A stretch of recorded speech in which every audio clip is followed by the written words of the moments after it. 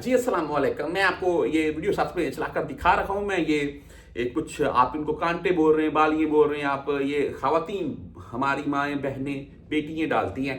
तो ये मैंने ये निकलवाए हैं। इनका रेट क्या है इस वक्त?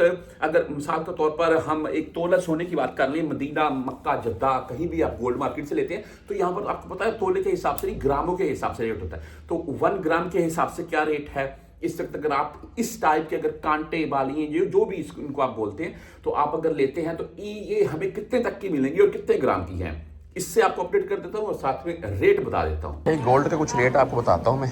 एक आध चीज़ कोई भी निकलवाते हैं और उसका रेट आपको बताता हूँ मैं।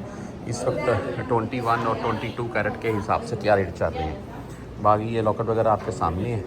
अच्छा, मैं एक आध चीज़ निकलवाता हूँ, उसका रेट देखते हैं फिर आपको बताता हूँ। ये हैं आप इनको क्या बोलते हैं भाई, ख़वातीन में ज़्यादा इनको क्या बोलते हैं, कांटे बोलते हैं या क्या बोलते हैं वो, चलो जो कुछ भी बोलते हैं जी मुझे नहीं इतना पता है। बहरहाल ये आपको मैं दिखा रहा हूँ, मैं देख लें जी। और इनका जो रेट है वो भी आपको बता देता हूँ मैं। वज़न वगैरह करवाते हैं और देखते हैं कि भाई ये कितने के बनते हैं। ज़्यादा कम दिन मुमकिन तो वज़न अभी होगा, मैं आपको दिखा देता हूँ। 3.1 ग्राम है और इसमें टैक्स वगैरह डाल के जो इसमें 1 ग्राम के पीछे 20 रियाल होता है मजदूरी के, वो डाल के 1675 रियाल के बनते हैं। ये देख लीजिए आपके सामने।